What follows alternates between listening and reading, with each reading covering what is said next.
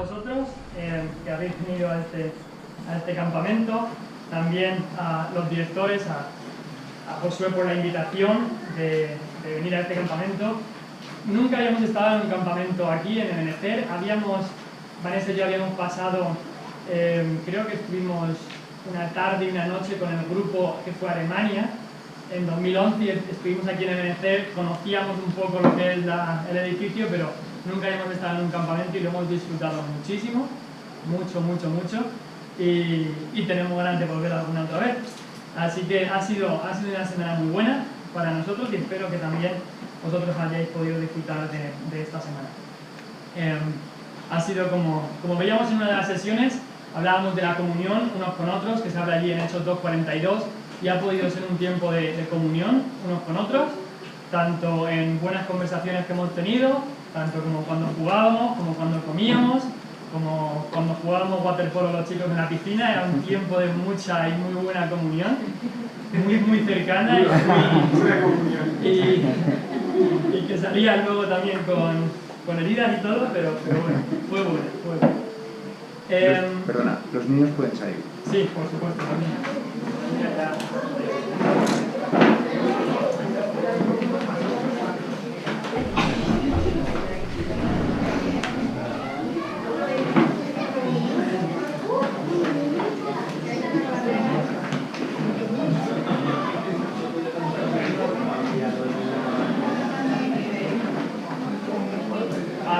Al ser esta la última sesión que vamos a dar, queríamos hacer un repaso. Hemos ido haciendo algunos repasos a lo largo de la semana, pero al ser esta la última vamos a hacer un repaso quizá un poco más extendido para que al menos recordemos de algo de lo que hemos aprendido en esta semana. Haremos el repaso, leeremos la palabra y después iremos al Señor en oración. Tenemos...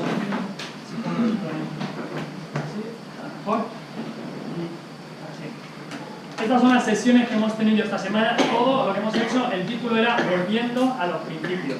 Como decíamos ahí, volviendo a los principios, estudiando la vida de los primeros cristianos.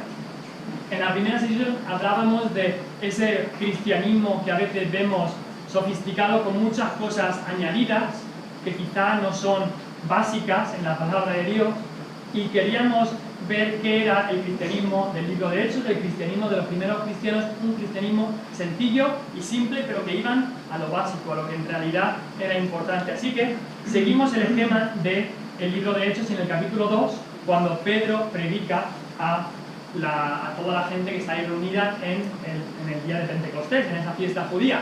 Así que lo primero que vimos es qué era la predicación bíblica, qué era esa predicación que vemos el ejemplo ahí en la predicación de Pedro, en el capítulo 2, que era la predicación bíblica. Y seguramente, bueno, lo hemos dicho antes, pero ¿qué eran los 5 puntos que vimos ahí? A ver si lo recordamos otra vez. La predicación bíblica, ¿qué era lo primero? Alaba a Dios. Lo segundo, basada en la Escritura. Lo tercero era centrada en Cristo, perfecto. Lo cuarto era que denuncia el pecado, y lo quinto era que iba enfocada a la mente y al corazón. Iba enfocada a la mente y al corazón. Después, en la siguiente sesión, estudiamos ese versículo que dice que los cristianos perseveraban en varias cosas, y lo primero que habla es la doctrina bíblica. Y vimos que doctrina no es esa cosa aburrida de que solo se encarga de estudiarlos aquellos pastores, pero es enseñanza. Eran las enseñanzas de Jesús. Entonces, esto es lo que vimos sobre predicación, avivamiento y persecución, la palabra de Dios, la predicación bíblica.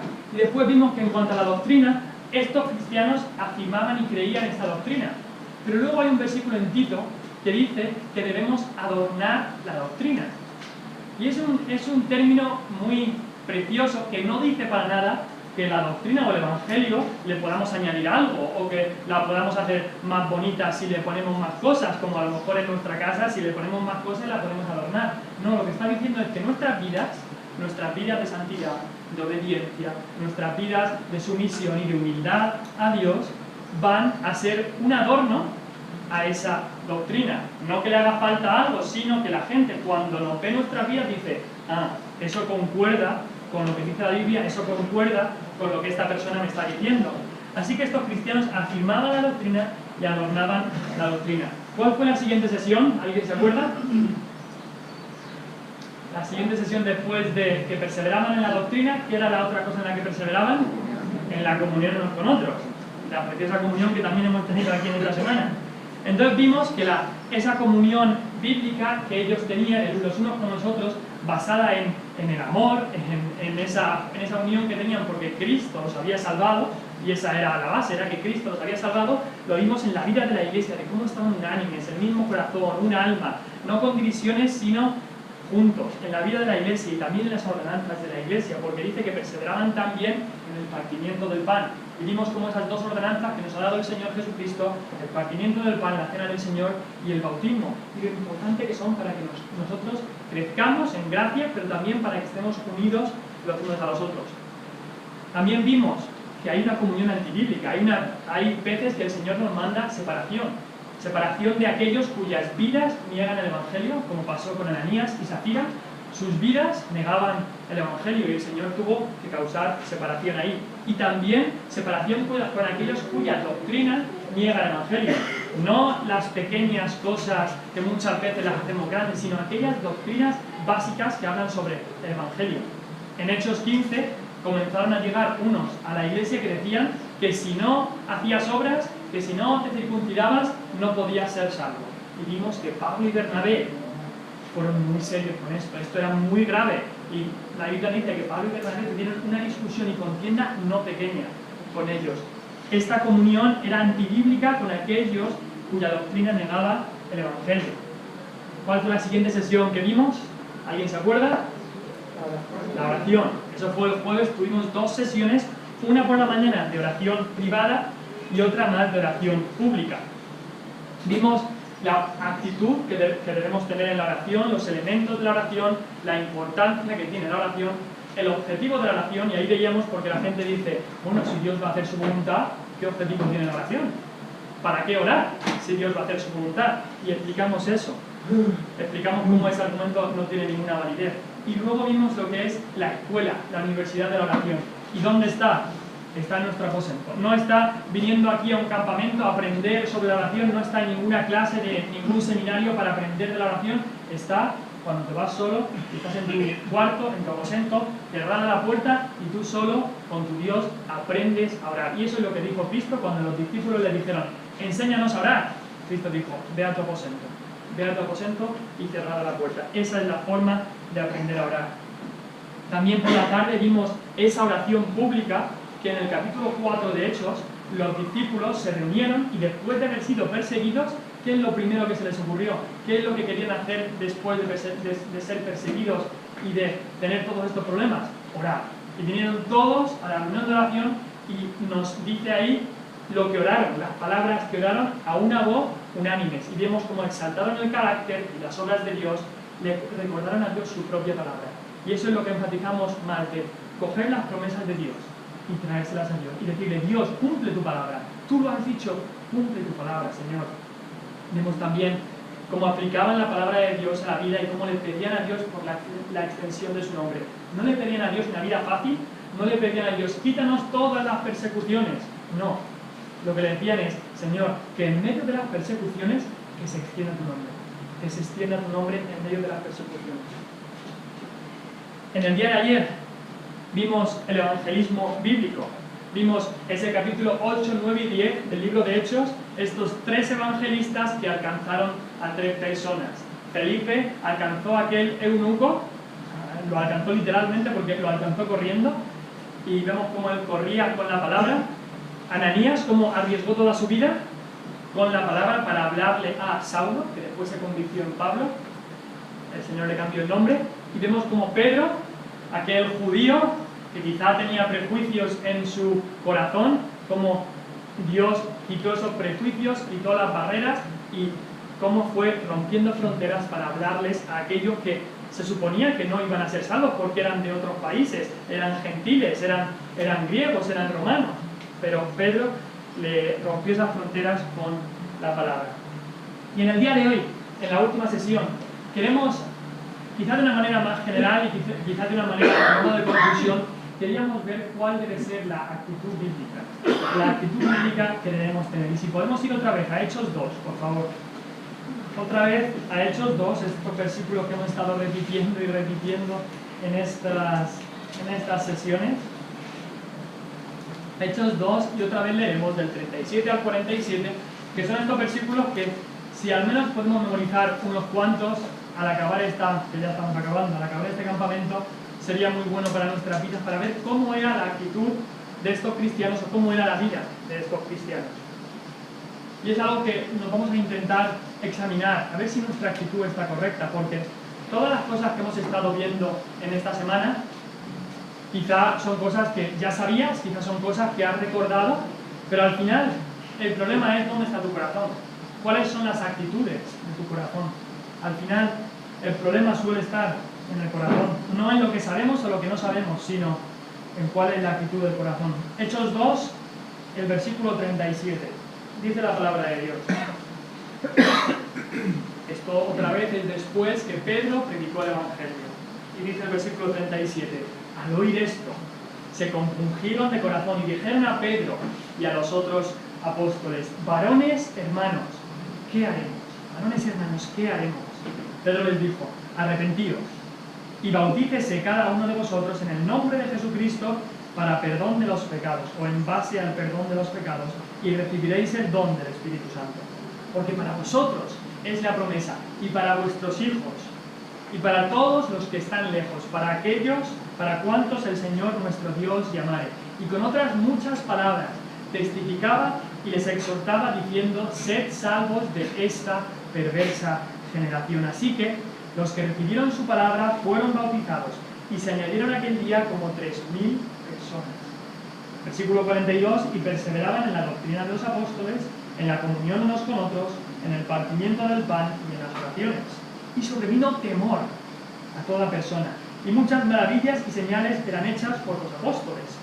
Todos los que habían creído estaban juntos, y tenían en común todas las cosas, y vendían sus propiedades y sus bienes, y los repartían a todos según la necesidad de cada uno. Y perseverando unánimes cada día en el templo, y partiendo el pan en las casas, comían juntos con alegría y sencillez de corazón, alabando a Dios y teniendo favor con todo el pueblo.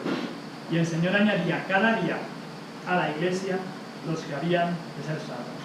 Vamos al Señor en oración para pedirle su ayuda en este tiempo, para entender su palabra y aplicarla en nuestro corazón. Vamos a ver. Padre nuestro, que estás en los cielos, queremos santificar tu nombre en esta mañana.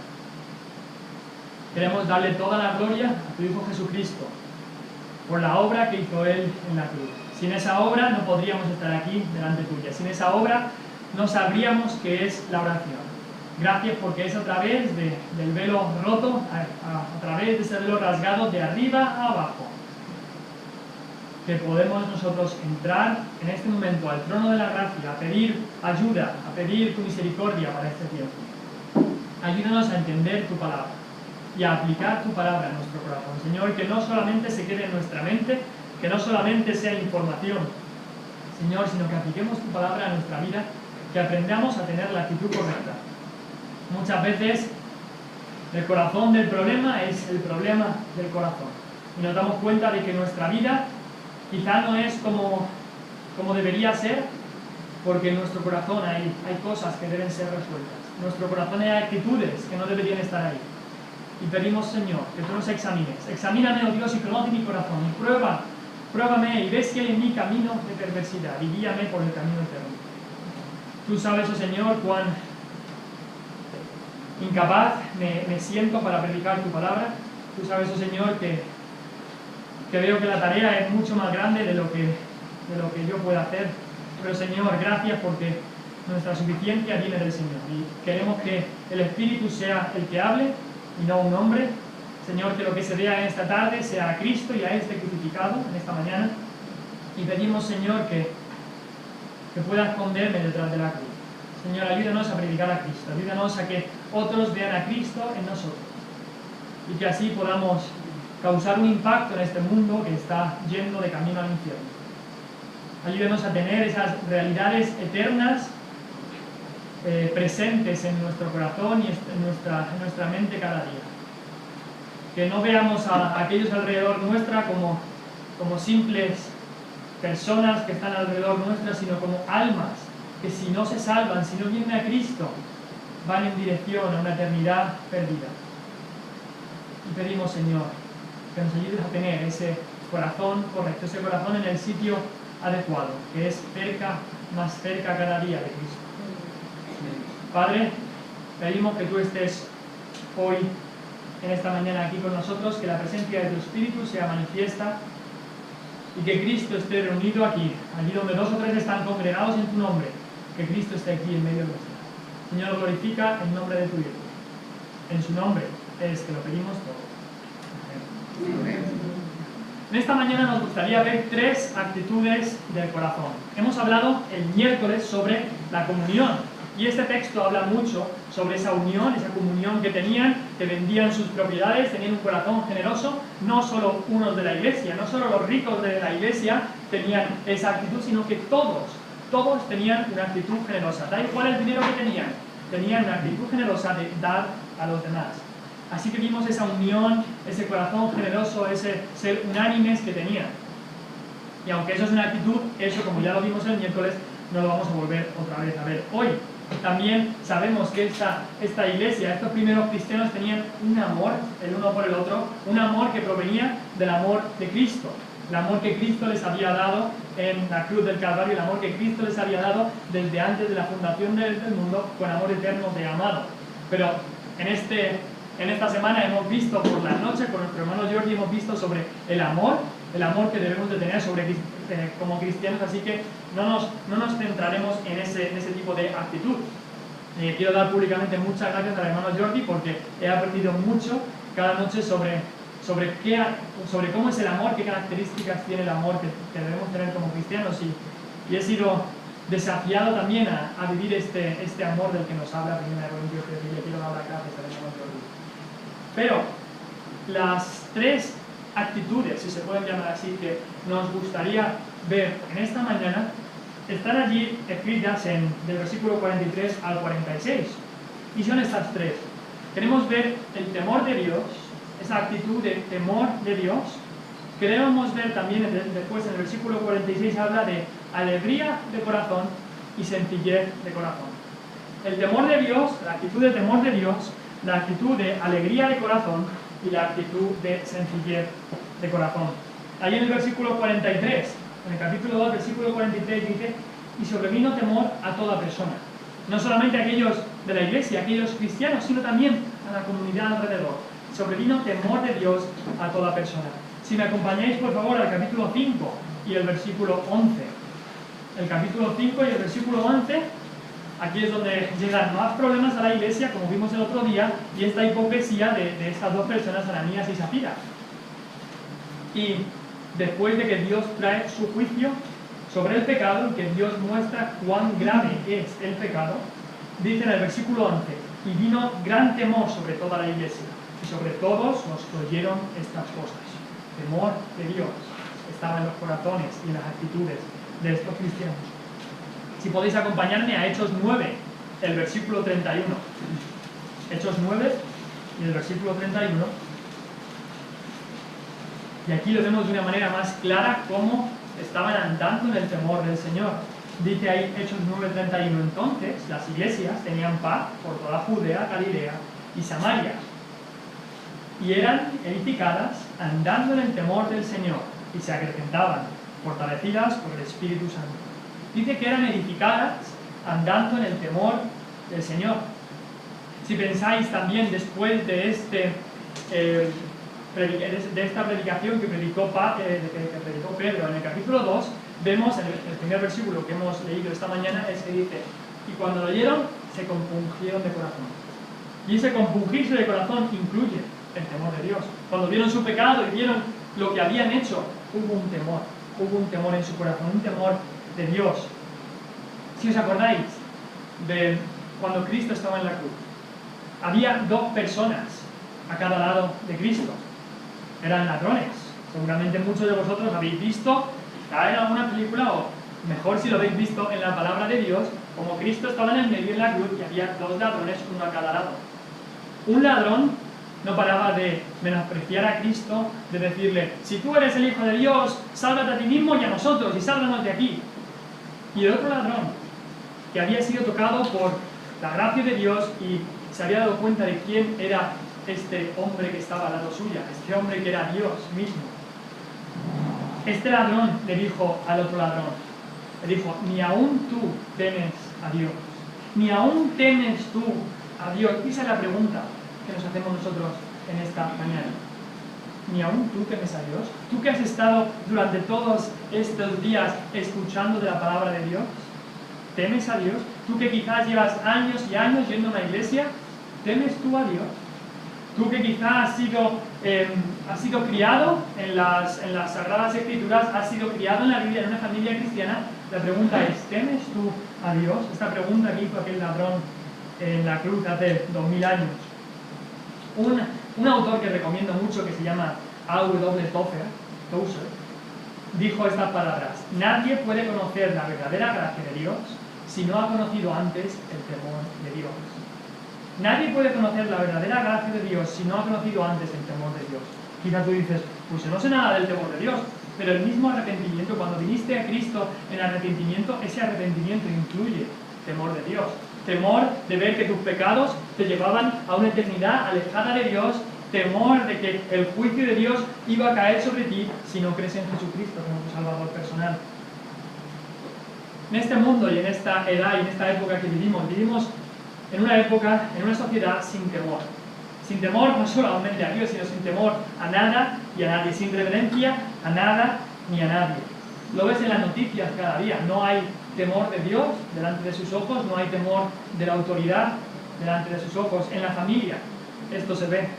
La disciplina ahora se ve como algo del pasado, incluso el castigo se ve como algo totalmente fuera de sitio, pasado de moda. Como consecuencia, los hijos y los jóvenes que vienen en nuestra generación no tienen ningún respeto muchas veces, ningún temor ni reverencia a sus padres, y eso les hace que no tengan temor por las autoridades que se les pone en su vida.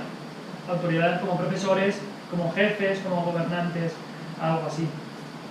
Estaba leyendo hace un tiempo en una revista que se llama en inglés Psicología Hoy, y decía estas palabras, y es muy curioso cómo piensa el mundo. Decía, temor en la infancia crea estrés, crea inseguridad, crea ansiedad y muchos otros problemas psicológicos, emocionales y físicos.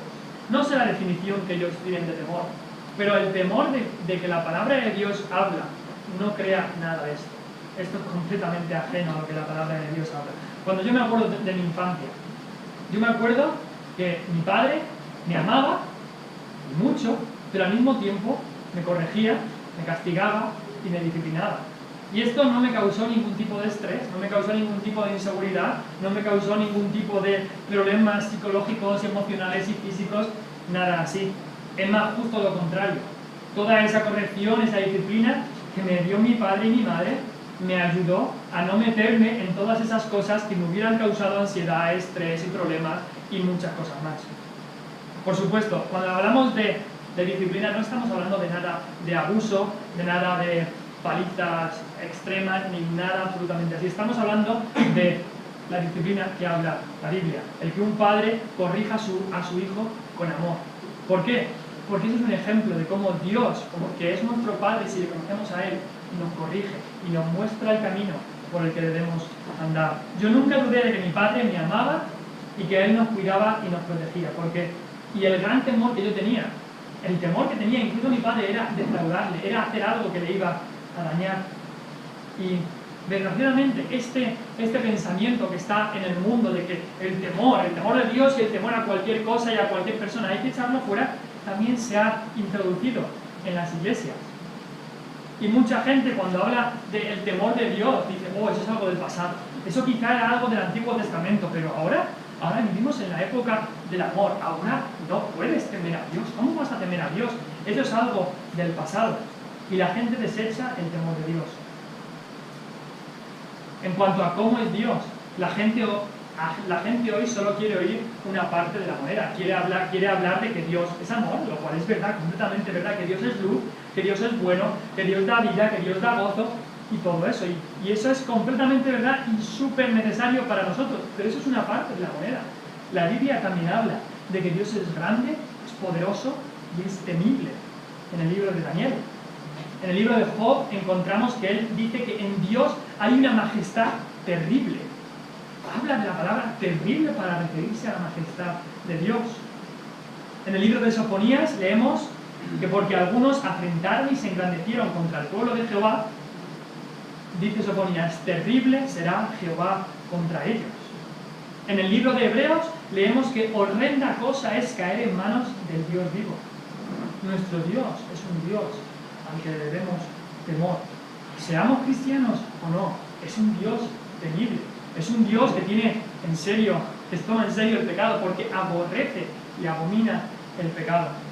Mucha gente cuando escucha estas cosas y estos versículos sobre Dios dice, uy, yo no quiero saber nada, o yo no quiero saber nada sobre eso, yo nunca podría creer en un Dios así.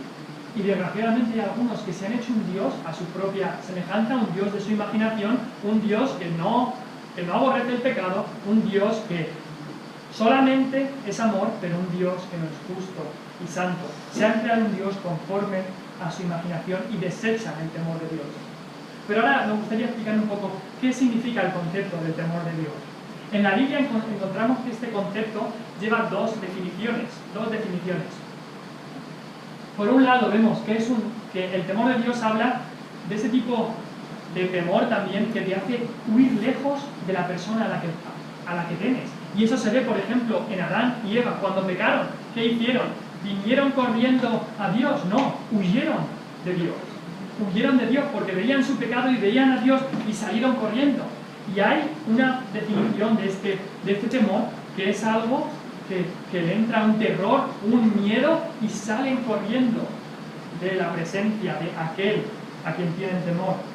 Si lo piensan, mucho peor hubiera sido. En realidad ese temor que tenía Adán y Eva era algo natural. Mucho peor hubiera sido y mucho más serio si después de haber pecado se hubieran quedado allí diciendo, Señor, yo no he hecho nada. Señor, ¿qué me dices? Desgraciadamente muchas veces vemos eso en este mundo. Gente que peca y dice, yo no pienso huir, yo no pienso arrepentirme de mi pecado. Pero ese temor que tenían Adán y Eva les hizo huir de Dios. Pero la segunda definición de este temor es un temor de reverencia, un temor de asombro, un temor de que vemos lo grande que es esa persona y venimos, y en vez de huir de esa persona, venimos a esa persona con temor y reverencia. En la Reforma, Martín Lutero definía estos dos temores como un temor servil, un temor servil, y él hablaba de ese temor de un esclavo, de ese temor de un prisionero ante su torturador, y el otro tipo de temor era un tipo de temor que él llamaba filial, un tipo de temor que tiene un hijo a su padre. Y aquellos que hemos sido salvados por la gracia de Cristo, aunque había un tiempo en nuestra vida que debíamos tener ese temor de miedo por nuestro pecado y por la santidad de Dios, ahora al ser salvos por la gracia de Dios, el temor que predomina en nuestras vidas es ese temor de reverencia y de asombro cuando venimos, y de adoración, cuando venimos a Dios, cuando venimos a aquel que, habiendo nosotros pecado en contra de Él, habiendo nosotros escupido en el rostro de su propio Hijo, aquel que vino y nos mostró su gracia, y nos amó aún cuando nosotros éramos pecadores. Y por eso le seguimos temiendo, pero le tenemos ahora con un temor de reverencia, de asombro, de adoración por todo lo que Él es y por lo poco que somos nosotros. Pero este concepto que queremos ver no es un concepto solamente que se queda en nuestra mente, no es un concepto intelectual que debemos saber, es un concepto práctico, y así lo vemos en toda la palabra de Dios. Un profesor de seminario cristiano definió el temor del Señor como el alma de la piedad. El alma de la piedad. El alma es aquello que nos da la vida. Así que esto sería la vida de la piedad. Si quieres de verdad tener piedad, es decir, ser santo, vivir en obediencia a Dios, necesitas este temor del Señor. El alma es donde está la vida. Si no hay el temor de Dios, no va a haber santidad. Tu fe es muerta, aún estás en tus pecados. La Biblia habla una y otra vez sobre el temor de Dios. Vamos a ir a algunos textos. Si tienes una Biblia, abróchate el cinturón porque vamos a ir rápido. Y vamos a ir primeramente a Proverbios 14:27. Proverbios 14:27, porque habla sobre el temor de Dios. En Proverbios 14:27, este libro es de la sabiduría. ¿Y qué dice Proverbios 14:27? Dice, el temor de Jehová es manantial de vida para apartarse de los lazos de la muerte. Es algo práctico, no es algo solamente teórico. El temor de Jehová es fuente o es manantial de vida para apartarnos de los lazos de la muerte. Después, si puedes ir conmigo a Proverbios 1:7, el inicio de este libro de la sabiduría. Proverbios 1:7. ¿Cuál es el principio? ¿Cómo puedes empezar a vivir una vida de sabiduría? Y una vida de sabiduría no es solamente una vida enterrada en un estudio, estudiando libros y libros y libros. Cuando la palabra de Dios habla de sabiduría, habla de algo práctico, saber decidir entre lo bueno y lo malo. Eso es sabiduría. ¿Cómo empezar a vivir esta vida de sabiduría? De saber decidir entre lo bueno y lo malo. Dice Proverbios 1:7, el principio de la sabiduría, que es el temor de Jehová. Los insensatos desprecian todas estas cosas, desprecian la sabiduría y la enseñanza. Pero no solamente el principio de toda la sabiduría, sino que también es el objetivo de todo el discurso. Vemos en Eclesiastés 12, si vas ahí a Eclesiastés 12, el versículo 13, no solamente el principio de todo, sino el fin de todo. Dice Eclesiastés 12 y el versículo 13, leemos allí que la palabra de Dios dice, el fin de todo el discurso oído es este. ¿Cuál? Teme a Dios y guarda sus mandamientos, porque esto es el todo del hombre. Hay gente que dice, no, el temor de Dios está pasado, es algo del Antiguo Testamento. Pues eso no es lo que enseña la palabra de Dios, porque como veíamos ayer en el panel de preguntas y respuestas, el Antiguo Testamento habla lo mismo que habla el Nuevo Testamento, no se contradice para nada. Y no es que uno esté pasado y otro esté activo, esté actuado ahora. Todo junto, todo es la palabra de Dios. Así que es fuente de vida este temor, es el principio de la sabiduría, es el fin de todo discurso. También vemos que está acompañado por el amor. Está acompañado por el amor. En Deuteronomio, no vamos a ir a ese texto, pero en Deuteronomio hay un versículo que habla de que debemos andar en el temor del Señor, y el mismo versículo habla de que debemos amar al Señor. Van juntas las dos cosas. Pero quizá tú dices, pero yo me acuerdo de un versículo en el Nuevo Testamento que dice que el verdadero amor, el perfecto amor, echa fuera el temor. Entonces, si de verdad amamos a Dios, fuera el temor. Lo echamos fuera, ya está. Ya no vamos a temer a Dios.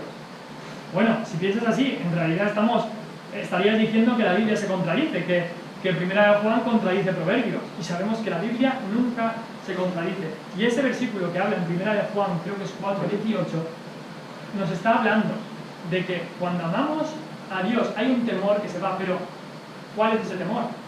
Es el temor de los hombres que se va. Ya no tenemos a los hombres. Y también es el temor del castigo eterno. Cuando tú amas a Dios de todo tu corazón y estás andando en obediencia a Él y vas perfeccionando tu vida en ese amor, no por ti mismo, no por tus méritos, sino por la gracia del Señor en el Espíritu que obra en ti. Cuando vas viviendo en ese amor, el temor a ese castigo eterno se va yendo. Y no vives en el temor, en el ¿qué pasaría si muero hoy? ¿Voy a ir al cielo o al infierno? ¿Voy a estar con Cristo o no?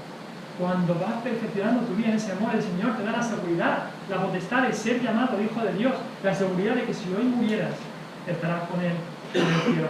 Y eso es que el amor de Dios echa fuera el temor del hombre, pero también el temor del castigo eterno, ese temor que antes de ser salvos debíamos de tener a Dios, ese temor de castigo eterno, de terror, lo quita.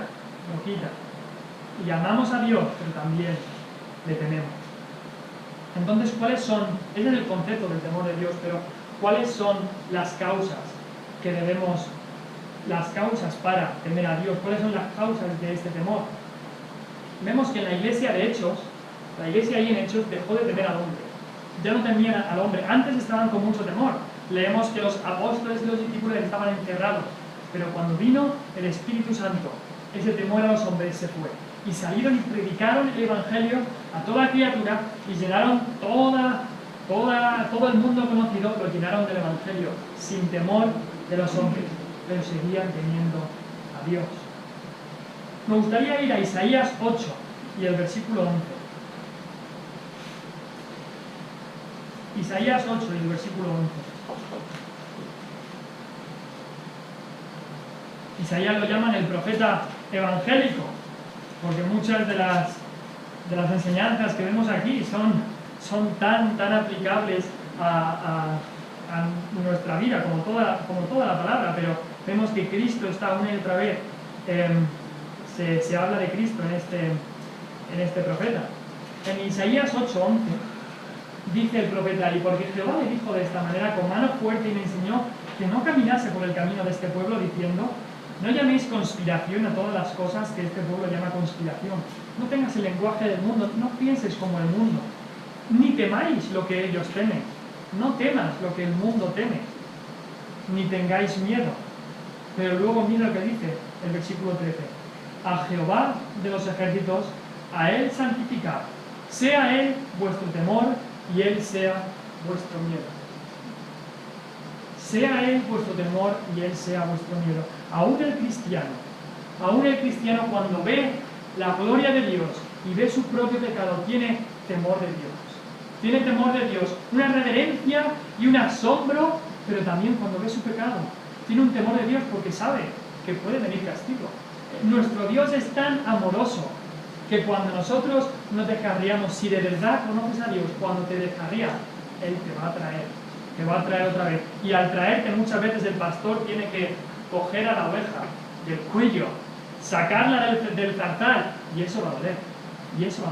Pero nuestro pastor lo hace por amor, para traernos otra vez al redil. Aquellos que son dejados fuera, aquellos que no reciben el castigo del Señor, es porque no son ovejas del Señor. Si recibes el castigo, la palabra de Dios lo dice: el Padre al Hijo que ama disciplina.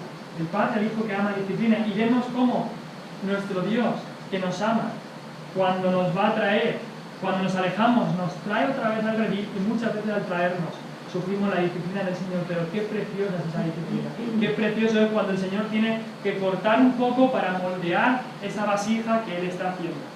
Qué precioso es la disciplina del Señor, aunque nos duela.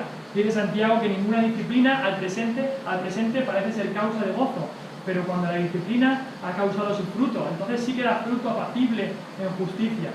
Y así es como nosotros debemos de ver la disciplina del Señor. Y le tenemos con asombro y reverencia, pero también le tenemos porque si nos alejamos va a haber castigo, pero un castigo precioso y lleno de amor.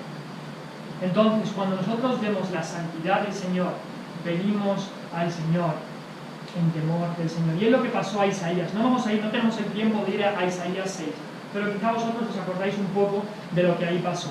Isaías 6 es cuando Isaías ve esta visión de la gloria del Señor, y dice que sus faldas llenaban el templo. Ve una gloria absoluta y majestuosa del Señor Jesucristo sentado en el templo. ¿Y qué es lo que Él tiene en ese momento? Temor porque ha visto la santidad y la majestad y la gloria de Dios. Imagínate que estás en una tormenta. El otro día estábamos aquí, creo que era el jueves, y se escuchaba un poco truenos de una tormenta, pero parece ser que no llegó a más porque salimos con un calor que no podemos. Pero cuando estás en una tormenta, una de esas tormentas de las buenas, de las que llevan rayos y truenos y de las que se escucha desde muy lejos, cuando estás viendo los rayos caer, muchas veces te asomas a la ventana y ves todo eso, y hay en tu corazón un poco de temor. No es que estés temiendo de que la tormenta te vaya a venir y te vaya a matar o nada así, pero y aunque estés en un sitio seguro, sigue habiendo ese temor, el temor asombroso por la fuerza que tiene esa tormenta. Y es ese temor que nos ocurre a nosotros cuando vemos la santidad y la gloria del Señor. Aunque estés en un sitio seguro, sigues teniendo ese asombro y temor por la fuerza y el poder de la tormenta, y lo mismo debe ser en el temor de Dios. Un autor cristiano define el temor de Dios como aquello que provoca una tormenta cuando tienes un sitio seguro para observarla justo en el medio de la tormenta. Imagínate que estás justo en el medio de esa tormenta terrible, pero tienes un sitio seguro y puedes observarla sabiendo que tú estás seguro. Y así es como nos pasa a nosotros cuando estamos en la mano de Dios y observamos su gloria y su majestad.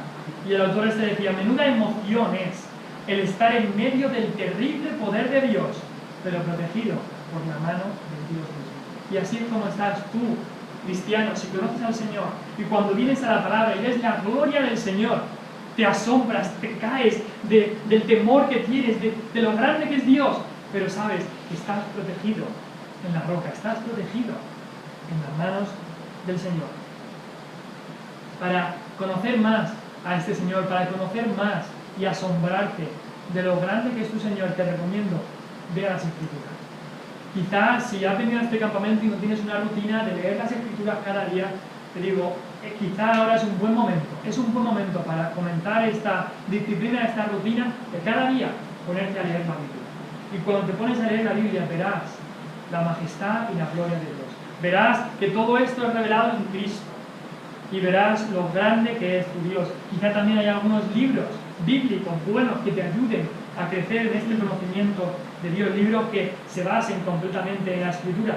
Me acuerdo cuando tenía 13 años fue cuando el Señor puso en mi corazón el comenzar a leer la Biblia. Y me acuerdo que estábamos de vacaciones en Galicia y el Señor puso en mi corazón, ¿por qué no empiezas a leer la Biblia cada día? ¿Por qué no empiezas a leer la Biblia cada día? Y empecé en Génesis.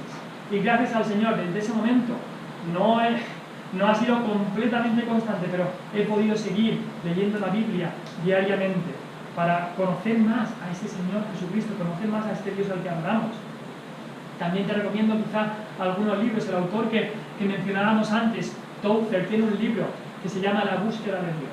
Y ese libro fue el primero que yo leí, pero si eres joven aquí te lo recomiendo porque es un libro simple, es un libro de capítulos pequeños, pero que te ayuda a crecer en conocer a tu Dios. Otro libro como El progreso del peregrino, un libro simple que se lee a los niños, pero que tiene unas enseñanzas tremendas para nosotros como jóvenes o adultos cristianos. Pero no solamente el ver esa santidad y esa majestad de Dios nos hace caer en temor y nos hace tener este temor de Dios, este temor bíblico, pero también cuando vemos nuestra propia depravación, nuestro propio pecado. Y es lo mismo que le pasó a Isaías en el capítulo 6. Cuando vio la majestad de Dios, lo primero que pensó es, ¿qué hago yo aquí? Ay de mí, que soy hombre inmundo de labios y que vivo en medio de un pueblo de labios inmundos. ¿Qué hago yo aquí? Voy a ser muerto porque mis ojos han visto a Jehová, el Señor de los ejércitos. Mis ojos han visto a Dios. ¿Qué me va a pasar? Porque yo soy pecador. Dice este autor Tozer, ¿de dónde viene el verdadero temor de Dios? Del conocimiento de nuestra pecaminosidad y de la sensación de estar en la presencia de Dios. Isaías tuvo una experiencia tanto de su impureza como de la increíble presencia de Jehová.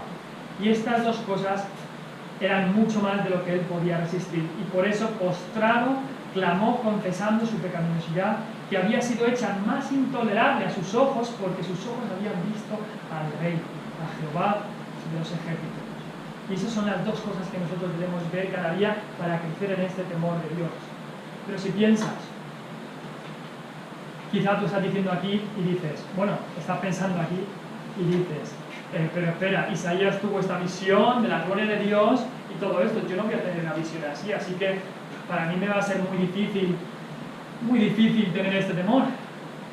Pero el Señor Jesucristo en el Calvario es la única visión que tú necesitas de la gloria de Dios y de tu pecaminosidad. Porque en la cruz es donde tú puedes ver cómo la gloria de Dios, Jesucristo, quien era Dios mismo, es cuando se encontró con la pecaminosidad del hombre, con nuestro pecado.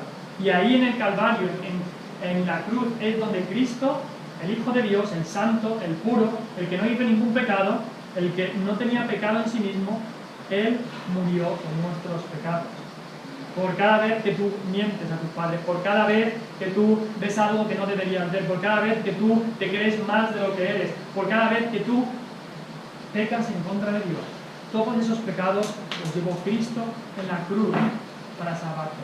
Quizás estás aquí, llevas 6 días o 7 días en este campamento y aún no has entregado tu corazón, aún no has entregado tu vida a Cristo para que te salve. Te digo, mira la cruz del Calvario, mira a Cristo lo que hizo en la cruz para salvar a los pecadores.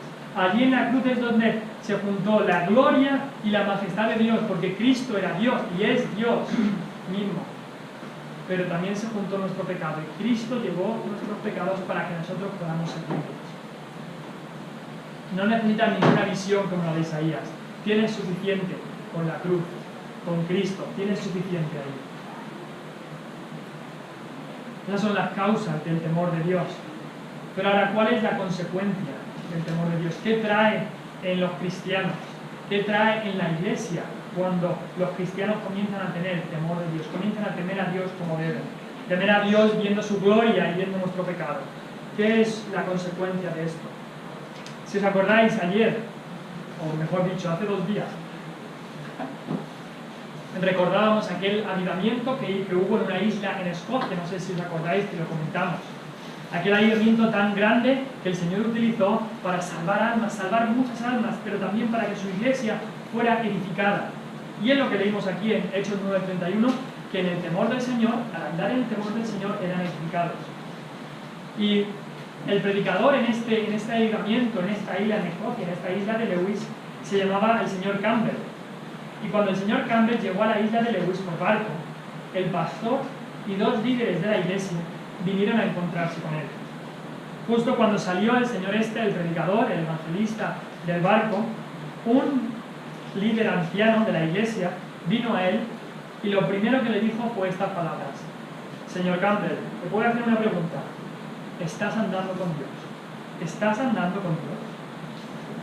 Aquí había unos hombres en esta iglesia que sabían lo que se jugaban y que no querían que ninguna mano extraña, ningún hombre que no estaba andando con Dios tocara lo santo, tocara el arca de Dios, como le pasó al rey David y a Uza. Le preguntó: ¿estás andando con Dios? Y el señor Campbell contestó: no te puedo contestar a eso, pero pienso que puedo decir esto, que yo temo a Dios. Y como cristianos podemos decir esto, podemos decir: yo temo a Dios. Es lo que José les dijo a sus hermanos allí en Génesis, cuando al final de hacerles pasar por ese tiempo difícil, les dijo: yo temo a Dios. ¿Qué pregunta y qué respuesta encontramos aquí con esta pregunta que el anciano líder le hizo al señor Campbell? El anciano de la iglesia estaba haciendo lo correcto en estar seguro de que este hombre estaba andando con Dios, pero la respuesta del señor Campbell estaba llena de humildad y de piedad. Él era un hombre que realmente estaba andando con Dios. Pero como vimos hace unos días, que nos lo dijo el hermano Jordi, si la humildad se reconoce en el espejo, deja de ser humildad. Así que este hombre, aunque estaba andando con Dios, no se reconocía a sí mismo como alguien que andara con Dios. Pero lo único que sabía de él es que temo a Dios, temo a Dios. Las consecuencias del temor de Dios son edificación en los cristianos y avivamiento. Como vemos en el libro de Hechos 9:31, la iglesia era edificada, pero también la iglesia se multiplicaba en el temor de Dios. La pregunta que yo quiero hacer en el día de hoy, en esta mañana, es: ¿teméis a Dios? ¿Tememos a Dios? ¿Estamos viviendo en el temor de Dios? En el Salmo 25:12, quizá podemos ver que está hablando a los hombres, aquellos hombres que están llamados a liderar sus familias, liderar sus iglesias, liderar este mundo, en traer almas a Cristo. Y Salmo 25:12 dice: ¿quién es el hombre? ¿Quién es el hombre que teme a Jehová? ¿Quién es el hombre que teme a Jehová? Hay aquí hombres que están dispuestos a romper su orgullo, a romper aquellas cosas que me causan placer, romper aquellas cosas en las cuales estoy perdiendo el tiempo y decir: quiero vivir una vida de temor a Jehová. Eso era lo que hacían los cristianos en Hechos, estaban andando en el temor de Jehová. Pero no solamente se dice esto a los hombres. En Proverbios 31, un capítulo que estoy seguro que muchas mujeres aquí lo conocen, dice: engañosa es la gracia y vana la hermosura, le está diciendo a las mujeres. Y luego dice: la mujer que teme a Jehová, esa será alabada. La más grande belleza que tú puedes tener como mujer es cuando temes a Jehová. Le temes por todo lo que ha hecho, por todo lo que es, por su majestad, por su gloria, por lo grande que es tu Dios. Y le temes también por lo pequeño que tú eres. Porque somos pecadores, pecadores redimidos por el Señor, pero pecadores. Y le tememos a nuestro Dios.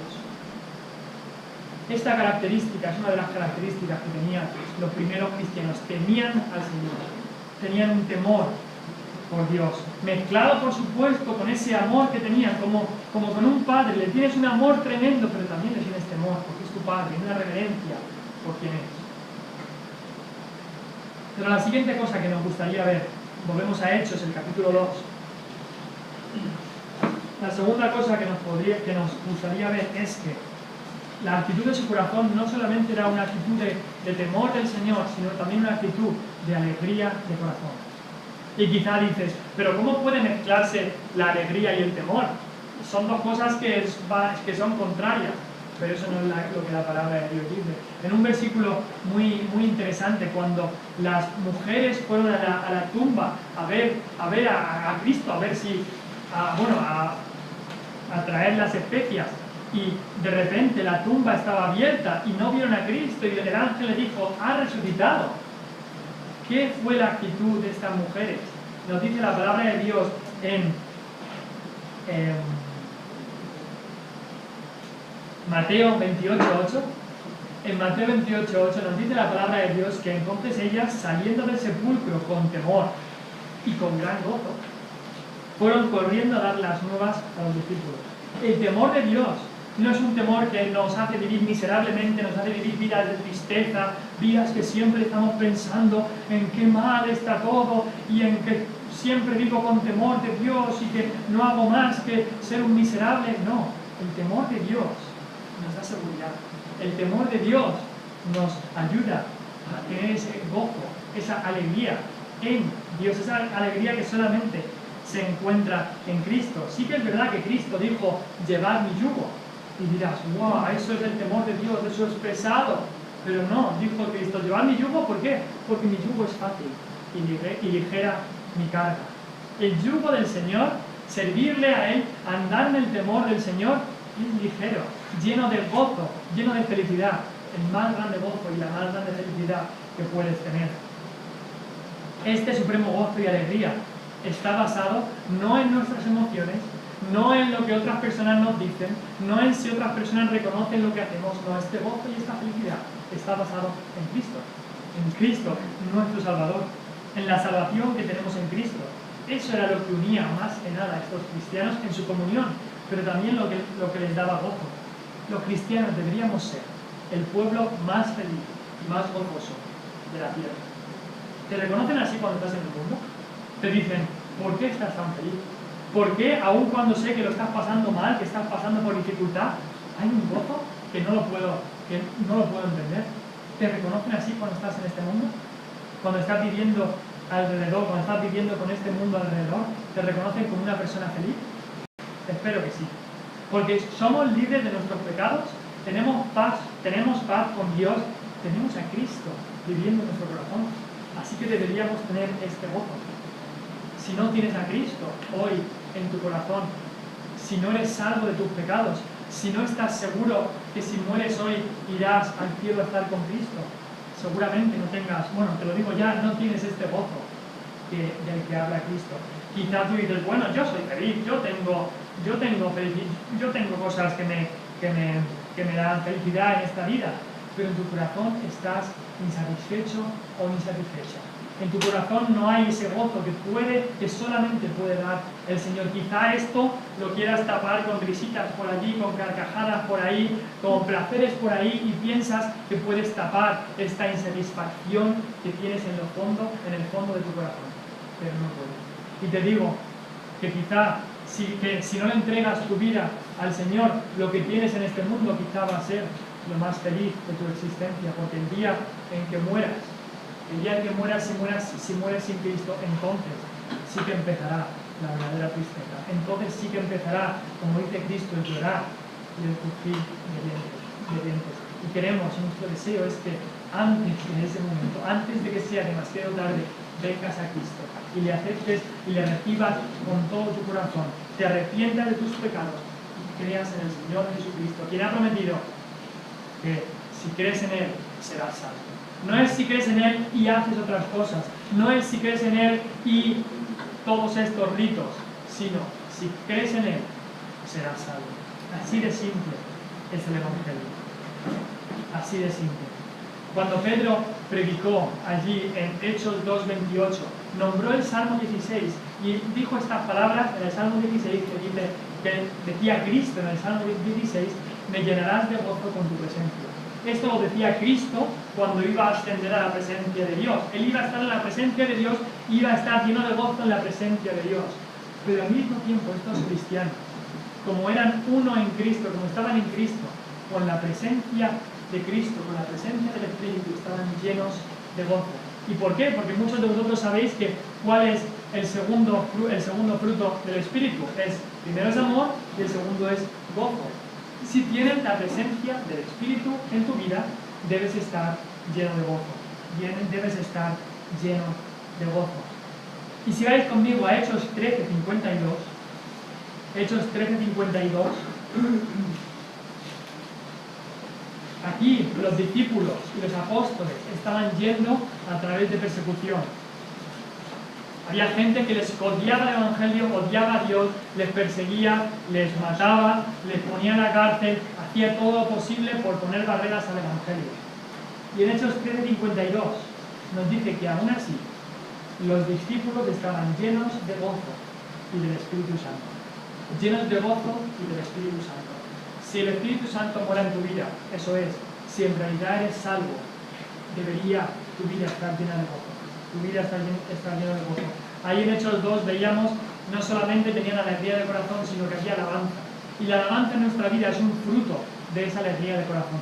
¿Por qué cantamos himnos al Señor? Por supuesto, para conocer más al Señor, pero porque vienen de un corazón alegre.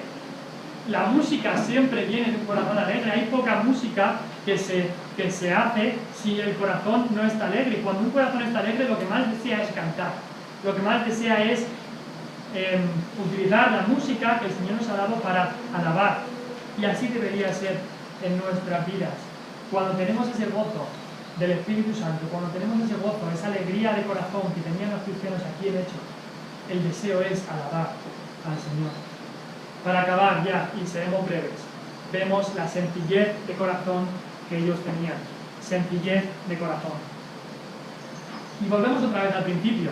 Hemos dicho que en estas sesiones queríamos volver a los principios, volver al cristianismo sencillo y no a ese cristianismo sofisticado del que a veces solamente hay añadidurías y no es lo básico y lo principal y el original que vemos en el libro de Hechos. Y eso es lo que tenían en el libro de Hechos. Eran cristianos sencillos de corazón, sin intentar añadir nada a la palabra, sin intentar añadir nada a la Biblia, sin intentar añadir nada al Evangelio. Su corazón era sencillo. No querían la ostentosidad, no querían aquellas cosas muy pomposas de este mundo, sino querían vivir una vida sencilla. Un corazón sencillo era lo que tenían. Me pregunto, o te pregunto a ti, me pregunto a mí, ¿qué necesitamos para ser felices? ¿Qué necesitamos para tener esta alegría de corazón? ¿Es tu vida una vida sencilla? ¿O tienes que amontonar un montón de las cosas de este mundo, todos los objetos y todas las cosas materiales y todos los placeres que te ofrece este mundo para entonces tener algo de felicidad? Estos cristianos eran sencillos de corazón. Esta sencillez de corazón y esta alegría de corazón habla ahí de cuando estaban incluso comiendo. Eran sencillos de corazón y alegres. No necesitaban grandes cosas, no necesitaban grandes banquetes, no necesitaban irse al restaurante más caro de la ciudad, sino que eran sencillos y estaban alegres de corazón. Eran sencillos en su vida diaria y sencillos en su testimonio. Esa palabra sencillo viene de una palabra que significa sin poner piedras de tropiezo. Así que esta sencillez era, y lo utilizaban ellos, o esta sencillez era, no ponía piedras de tropiezo a los otros, y se podría definir también como simplicidad. No es que fueran simples de mente, sino que su vida era una vida simple, Cristo nos dijo, sed sencillos como palomas. La paloma no es un animal complejo, es un animal simple y sencillo. Y así es como quiere Dios que vivamos en nuestra vida. Eran sencillos en su testimonio. Y en 2 Corintios 1:12 el apóstol dice, porque nuestra gloria es esta, el testimonio de nuestra conciencia, que con sencillez y sinceridad a Dios, no con sabiduría humana, sino con la gracia de Dios, nos hemos conducido en el mundo y mucho más con vosotros. El apóstol Pablo tenía un testimonio sencillo y de sinceridad. Muchas veces nos encontramos con personas y muchas veces somos nosotros mismos demasiado complicados. Vemos cosas y actitudes donde no las hay. Nos enfadamos con alguien porque vemos más de lo que hay. Nos ofendemos donde no nos deberíamos ofender. Cristo quiere que seamos sencillos.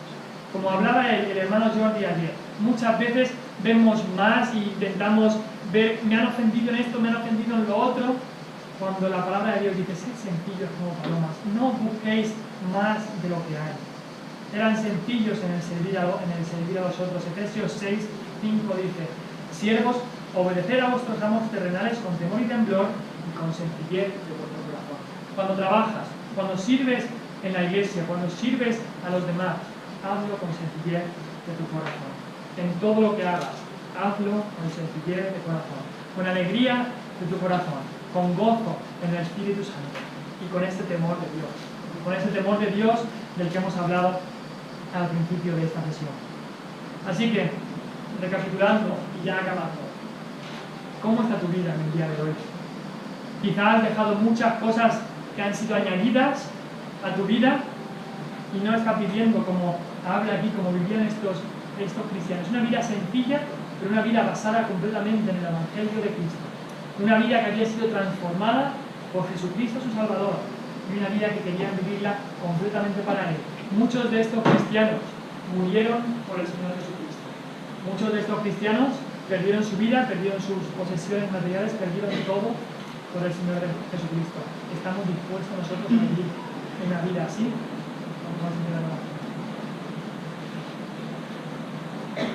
Nuestro Padre Celestial, te damos gracias por estas sesiones, este tiempo que hemos podido pasar alrededor de tu palabra. Pido, Señor, que nos ayudes a vivir vidas sencillas para ti.